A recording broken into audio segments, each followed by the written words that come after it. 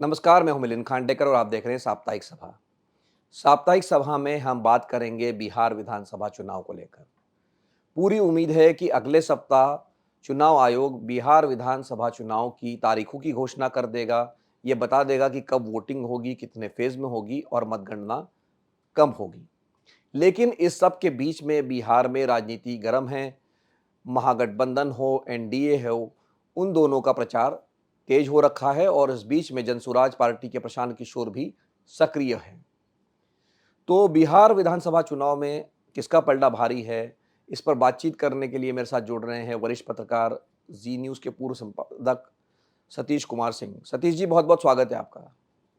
जी, नमस्ते। तो सतीश जी, ये जो चुनाव में तीनों खेमों में जैसे मैंने कहा हलचल है, एनडीए में भी हलचल है, प्रशांत किशोर की तरफ से भी हलचल है और कांग्रेस पार्टी ने तो पहली बार आज़ादी के बाद पहली बार अपनी वर्किंग कमेटी की बैठक वहाँ की है। लेकिन इस सब के बीच में आपका क्या आकलन है? अगर मैं सीधा सवाल ये पूछूँ कि हम आपसे लगातार लगभग हर महीने बात कर रहे हैं कि अब किसका पलड़ा आपको भारी लग रहा है? हाँ, हाँ, बड़ा मुश्किल है कहना कि अब एक तरफ़ा पलड़ा किसका कहें कि भारी है। बड़ा मुश्किल है, जी। बहुत मुश्किल है। मतलब आप सही सच में पूछिए तो बहुत मुश्किल है। दरअसल क्या है कि एनडीए ने, बीजेपी ने इसको एक प्रेस्टीज इश्यू बना लिया है। हम देख भी रहे हैं कि बताइए 2 4 5 हज़ार रुपया जब बाँटने के लिए देश के प्रधानमंत्री पहुँच जा रहे हैं सुबह-सुबह। आप इसी से लगा लीजिए। भारतीय जनता पार्टी ने अपने बहुत ही मजबूत आदमी को चुनाव प्रभारी बनाया है। लगातार गृह मंत्री, प्रधानमंत्री एकदम दौरा कर रहे हैं। ऐसा लगता है कि जैसे एनडीए का कमान पूरा बीजेपी ने इस बार संभाल लिया है नीतीश की जगह। जी। नीतीश जी तो लगता है फिल इन द गैप है। कांग्रेस पार्टी का आपने ठीक ही बताया कि सदाकत आश्रम में किया और 10 सूत्री कार्यक्रम रिवॉल्यूशनरी हम कहेंगे क्रांतिकारी जो उन्होंने वो 10 सूत्री कार्यक्रम खास तौर से ईबीसी पे दिया है। ये लग रहा है कि सबने अपना जो है स्टेक बहुत ज्यादा कर दिया है। तीसरी बात है कि वोट चोरी का जो एक वोट यात्रा निकला उससे भी माहौल बदला, इसमें कहीं दो राय नहीं कि माहौल नहीं बदला। खासतौर कांग्रेस जो है, जो नगण्य मात्र थी अ, वो एकदम आ गई सेंटर में और अभी आप हमसे पूछेंगे, तो मैं तो इतना तक कहने के लिए तैयार हूँ, हम इस ये नहीं कर पा रहे हैं आकलन कि अ, किस खेमे में ज़्यादा सरगर्मी है। इन सारी चीज़ों के बीच में कांग्रेस सेंटर में है, भारतीय जनता पार्टी सेंटर में है और अभी बस कुछ ही महीने बच गए हैं, डेढ़ 2 महीना बच गया है चुनाव का। दोनों कैंपों से, दोनों मोर्चों से मुख्यमंत्री का कोई उम्मीदवार नहीं। और आपने प्रशांत किशोर का भी बोला, प्रशांत किशोर तो ये कहते हैं, उनका भी इम्पैक्ट है, मैं इससे कहीं इनकार नहीं करता, कि भाई बिहार के असली मुद्दे तो पलायन है, बेरोजगारी है और जिस तरह से बम फोड़ा उन्होंने 3-4 मंत्रियों का इस्तीफा माँगा, इतना बड़ा करप्शन का चार्ज लगा दिया, ये सारी चीज़ों से एकदम दिलचस्प हो गया है चुनाव। कहना जी। बहुत मुश्किल होता जा रहा है। जी। नहीं तो सतीश जी, जो हम जो तीनों मुद्दे हैं, जो तो एक तो प्रधानमंत्री ने जो पैसे महिलाओं को बाँटे उसका क्या इम्पैक्ट होगा? दूसरी बात जो कांग्रेस ने अति पिछड़े वर्ग के लिए ईबीसी के लिए जो घोषणा पत्र जारी किया है महागठबंधन ने, उसका क्या इम्पैक्ट होगा? और तीसरा, पहली बार अभी जो आपने ज़िक्र किया कि प्रशांत किशोर ने एनडीए की जो मंत्री है, बीजेपी के जो नेता हैं, उन पर आरोप लगाए हैं। आरोप उन्होंने लगाए हैं, अशोक चौधरी पे लगाए हैं, उन्होंने सम्राट चौधरी पे आरोप लगाए हैं, दिलीप जायसवाल पे लगाए हैं। लेकिन इसमें मतलब एक इसका महत्व महत्व इस तरह से समझने की ज़रूरत है कि अब तक नीतीश कुमार का जो पूरा क्लेम टू फेम रहा है कि हमारे कार्यकाल में भ्रष्टाचार नहीं होता है, भ्रष्टाचार लालू के राज में होता था या कांग्रेस के राज में होता था। तो पहली बार ये चिपकाने की कोशिश की गई कि वह भ्रष्टाचार हुआ है और न केवल हुआ है सतीश जी, इसमें जो दोनों पार्टियों से जेडीयू से भी नीरज कुमार ने, भले ही कहा जा रहा है कि वो अपना टिकट ठीक करने के लिए वो आरोप लगा रहे हैं, तो जेडीयू से भी उसका कहा कि भाई अशोक चौधरी को सफाई देनी चाहिए। उसी तरह से आरके सिंह ने बीजेपी से कहा कि भाई ये जो आरोप लगे गंभीर है प्रशांत किशोर के, इसको सफाई देना चाहिए। तो ये भ्रष्टाचार का क्या कोई क्योंकि ये अब तक लालू पर आरोप लगता था, अब इस बार ये आरोप जो है जेडीयू पर और बीजेपी पे लग रहा है कि ये भ्रष्टाचार कर रहे हैं। तो प्रशांत किशोर ये जो जाल फेंक रहे हैं, इसमें क्या एनडीए फंस रहा है या इसमें से निकल जाएगा? देखिए, प्रशांत किशोर अपना वोट बढ़ाने के लिए, अपने को असली योद्धा साबित करने के लिए इस तरह के आरोप लगा रहे हैं। लेकिन जो ज्यादा महत्वपूर्ण वो है कि ठाकुर लॉबी के कद्दावर नेता आर के सिंह, दो दो बार के सांसद, लगातार आरा से केंद्रीय मंत्री, वो अगर अपने साथियों पर धावा बोल रहे हैं करप्शन को लेकर के, ये बहुत मार्के की बात है। और सही कहा आपने कि नीतीश जी के मंत्रिमंडल पे इस तरह का आरोप लगना, तो ये हवा में बातें रहती थी, मैं आपको बता रहा हूं वहां से जमीन की बात, लेकिन इस तरह से आवाज नहीं उठती थी। इस बार आवाज उठी है और ऐन मौके पर उठी है। तो अभी लगता है कि जो आप ये एनडीए जो है, नीतीश जी या बीजेपी, ये दो ही बात कहते हैं ना, चारा चोर या जंगल राज। अब ये जी। चारा चोर का आरोप कैसे लगाएंगे, ये वाली बात हो रही है ना, कि या तो इनके इस्तीफे दिलवाएं, इनके जो है स्पष्टीकरण दिलवाएं, ये करें। इसमें अशोक चौधरी भी शामिल है, बाकी तीन तो भाजपाई हैं। जी। और बीजेपी, प्रशांत किशोर और ये आर के सिंह अगर भाजपाइयों पर ज्यादा मतलब बम फोड़ रहे हैं, तो ये इनको नुकसान पहुंचाएगा, इसमें कहीं से दो राय नहीं। तो ये नुकसान पहुँचाएगा, लेकिन प्रशांत किशोर को लोग कह रहे हैं कि उनको उतना वोट नहीं मिलेगा, बहुत कम मिलेगा। अलग-अलग जो सर्वेक्षण आ रहे हैं वो कह रहे हैं कि ज़्यादा, मतलब उनका इम्पैक्ट ज़्यादा नहीं हो पाएगा। तो आपको लग रहा है कि वो बहुत ज़्यादा असर नहीं डाल पाएँगे चुनाव पे, मतलब शोर ज़रूर है लेकिन वोट नहीं पा पाएँगे? देखिए, मिलिंद जी, पिछली बार जब चिराग पासवान ने स्पॉइलर का काम किया था, भारतीय जनता पार्टी का सह प्राप्त था उनको, सीटें नहीं जीते वो, लेकिन पूरे बिहार में उन्होंने इसका इम्पैक्ट कर दिया, जी। जिससे नीतीश जी 43 पर पहुंच गए। ये बहुत बड़ी उनकी भूमिका थी। इस बार प्रशांत किशोर मेरे आकलन में चिराग पासवान से, जो 2020 के थे, उससे कभी कम से कम दोगुना ज्यादा इंपैक्टफुल है, उनका जी। ज्यादा प्रभाव है। और आप मान के रख लीजिए कि 10-15 सीट के बीच में वो जीत भी जाएंगे, और करीब करीब 50 सीटों को वो प्रभावित कर देंगे। इसमें से आप एकदम आंख मूंद के इसको यकीन कर लीजिए। मैं नहीं कह रहा हूं कि वो एकदम से वो अरविंद केजरीवाल जैसा दिल्ली के मुख्यमंत्री बन जाएंगे, लेकिन वो फैक्टर बन गए, क्योंकि वो मुद्दे उठा रहे हैं वहां के, नंबर एक। नंबर दो, उनको यहाँ की भाषा आती है, वो कनेक्ट कर रहे हैं, दो दो बार यात्रा कर चुके हैं। और टिकट बंटवारे में कम से कम प्रशांत किशोर से तो उम्मीद की जा सकती है कि बड़ा वो वैज्ञानिक टिकट बांटेंगे। जी। नहीं तो 15-20 सीटें अगर सतीश जी, ये तो बहुत ज़्यादा बता रहे हैं। अगर 15-20 सीटें मिल गई तब तो हो सकता है कि किसी भी गठबंधन को बहुमत ना मिलेगा। प्रशांत किशोर, आप जो कह रहे हैं 50 सीटों को प्रभावित कर देंगे, 15-20 सीटें ले आएँगे, तो हो सकता है कि किसी भी गठबंधन को बहुमत ना मिले। देखिए, वो हम अभी नहीं कह रहे हैं, लेकिन हम इतना मान के चलते हैं कि उनको 10 सीटें जरूर मिलेगी। क्योंकि क्या होता है ना, कि कद्दावर नेता होता है, उसको टिकट नहीं मिल पाता है, उसी को ये दे देंगे। मैं तो अपने ही चुनाव क्षेत्र का देख रहा हूं, तो मैं देख रहा हूं कि यहाँ पर वो जिसको भी टिकट देंगे, वो कम से कम 10 से 15 हजार वोट तो जरूर लाएगा। एकदम मैं लिख के दे सकता हूं। तो इस तरह से वो प्रभावित करेंगे, और वो करेंगे। ये ना समझें। देखिए, अभी जो पूरी लड़ाई थी बिहार में, जो कांग्रेस और महागठबंधन ने जो एक पूरा नया एजेंडा दे दिया है, लेकिन खजाने की ताकत के आगे बिहार जैसे गरीब प्रदेश में तात्कालिक रूप से ये कितना प्रभावी होगा, वो देखने लायक चीज होगी। जी।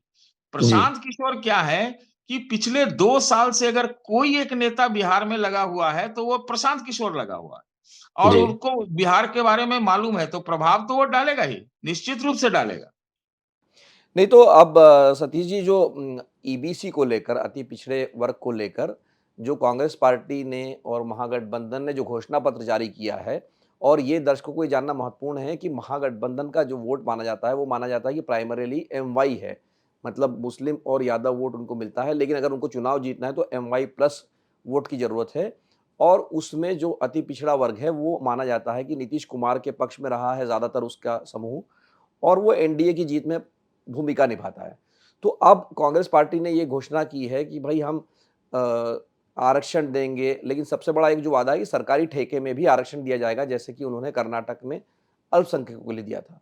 तो सतीश जी, ये जो ईबीसी को कांग्रेस ने एक लुभाने की कोशिश की, क्योंकि अब तक जो कांग्रेस का प्रयास रहा था वो दलित समुदाय को लेकर रहा था, अगर आप देखेंगे। लेकिन यादव है, मुसलमान हैं, अब ये ईबीसी को जो कोशिश कर रहे हैं, ये क्या भरोसा कर पाएँगे, ख़ास करके जब उनका गठबंधन आरजेडी के साथ है? देखिए, सब कुछ निर्भर करता है मिलिंद जी कि कितना जल्दी ये मुख्यमंत्री का चेहरा, चाहे मतलब कहिए तेजस्वी को मानते हैं या नहीं मानते हैं, पहली बात। दूसरी बात ये है कि इनका चुनाव अभियान कैसा चलता है। चुनाव अभियान में अभी जो चाल कांग्रेस चल रही है, वो है तो बहुत क्रांतिकारी। ये सिर्फ 25 करोड़ तक में ठेके की बात नहीं है। वो तो कह रहे हैं कि आरक्षण 30% कर देंगे लोकल लेवल पर। फिर वो कह रहे हैं कि 50% का जो है रिजर्वेशन कैप खत्म कर देंगे।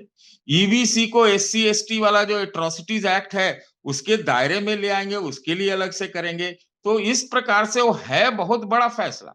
दरअसल क्या है कि अगर महागठबंधन में आपसी कोऑर्डिनेशन संबंध ठीक रहे, टिकटों का बंटवारा सबके संतुष्टि के अनुसार हुआ, तो ये एक भारी कॉम्बिनेशन है। और अभियान कैसे चलाते हैं, दरअसल क्या है कि मैंने पहले भी आपसे कहा था कि कांग्रेस की महत्ता इस बात में है कि देखिए, दलित वोट में से वो 10% वोट करीब करीब वो डुला देगा, वो कर देगा। और इसी प्रकार से ईबीसी पूरा तो नहीं आएगा इनके साथ, लेकिन ईबीसी पर आपने देखा होगा 24 के चुनाव में ईबीसी पर जो है आरजेडी का भी फोकस था, टिकट भी ऐसे बांटे थे। तो ईबीसी में अगर ये सेंध लगा देते हैं तो एमवाई तो इनका है ही, वो प्लस हो जाएगा। अभी के घोषणा से एक चीज खाली जो हमें प्रभाव दिखता है, जो इनके अगर इन्होंने 80-20 का चुनाव बनाया तब तो इनकी फतह है। 80-20 आप समझ लीजिए मैं किस रूप से कह रहा हूं, चाहे जाति आधार पर वो धार्मिक आधार पर दोनों। लेकिन जो फर्क पड़ सकता है वो ये पड़ सकता है कि मेरे आकलन में अभी हाल तक जो अगड़े वर्ग का वोट है उसमें थोड़ा सा जो वो दरक रहा था भाजपा से, वो जी। दरक रहा था। ये भी कहा जा रहा था कि हो सकता है कि कम से कम अर्बन सीटों पे तो प्रशांत किशोर डेंट मार देंगे, कम से कम अगड़े वोटों में। लेकिन जब आप ईबीसी, ओबीसी, एससी, एसटी प्रधान आप पूरा चुनाव अभियान को करने में लगे हुए हैं, इसके लिए आप स्पेशल सीडब्ल्यूसी बैठक 87 साल बाद पटना में बुला रहे हैं और महागठबंधन के साथ इसकी घोषणा कर रहे हैं, तो हो सकता है कि जो एक दबंग अगड़ा वर्ग है वो हो सकता है कि इसके खिलाफ भी गोल बंद हो। उनकी स्ट्रेटजी अगर ये है कि एकदम अगड़ा बनाम पिछड़ा कर देना है, तब तो नहीं कह सकते।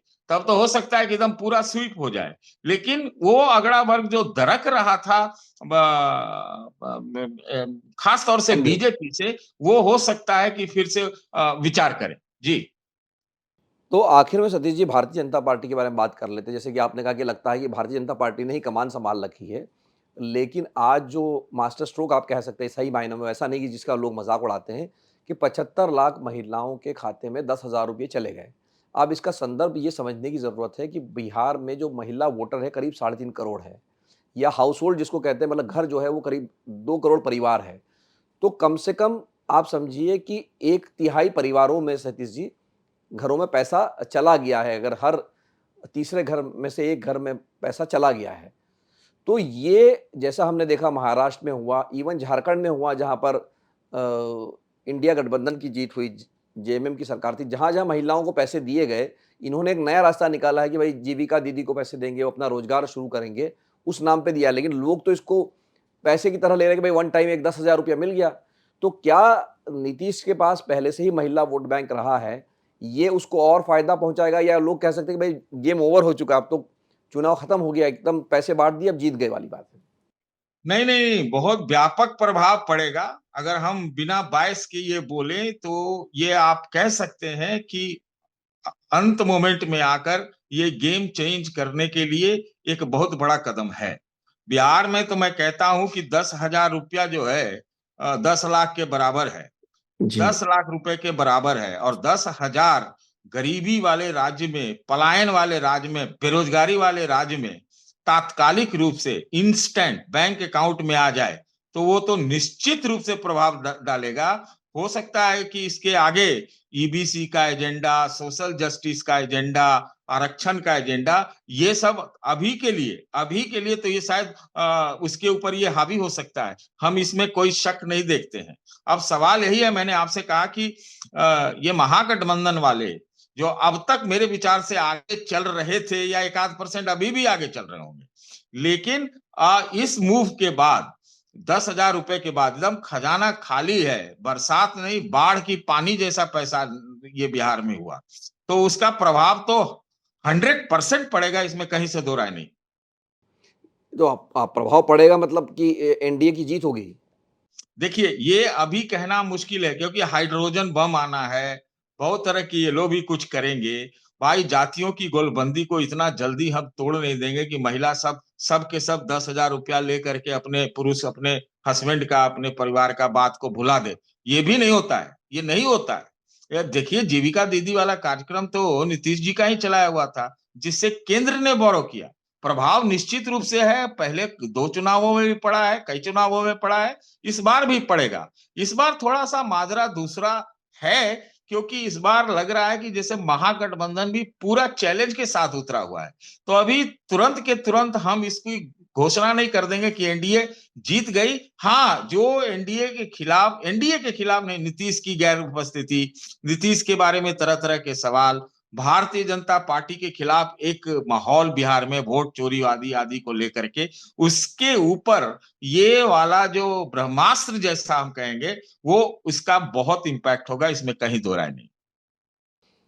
बहुत-बहुत धन्यवाद सतीश जी इस बातचीत के लिए। तो हमारे साथ जुड़े थे सतीश कुमार सिंह और हमेशा की तरह से उन्होंने बेबाकी से अपनी राय रखी कि चुनाव में क्या हो सकता है। लेकिन 2 तरह की बातें एक साथ हो रही हैं। एक तरफ से तो महागठबंधन काफ़ी ज़ोर-शोर से प्रचार कर रहा है, ख़ास करके जो ईबीसी को लेकर उन्होंने घोषणा की है। लेकिन अब देखने वाली बात ये है कि करीब-करीब 20 साल से में ज़्यादातर समय नीतीश जी मुख्यमंत्री रहे हैं, उसमें क्या दोबारा महिलाएँ जो 10,000 रुपये उनको मिल रहे हैं, वो एनडीए को जीत दिलाएगी या जो जात-पात की बात है, वो उसमें आड़े आ सकती है। चुनाव की घोषणा जैसे कि मैंने शुरुआत में कहा इस अगले हफ्ते होने की उम्मीद है, अक्टूबर के पहले हफ्ते में, दशहरे के बाद में और नवंबर में मतदान होगा। तो हम इस चुनाव पर नज़र बनाए रखे हुए हैं। हम सतीश जी से भी इस बारे में बातचीत करते रहेंगे। एक बार फिर से सतीश जी, आपका बहुत-बहुत धन्यवाद। नमस्कार। बहुत-बहुत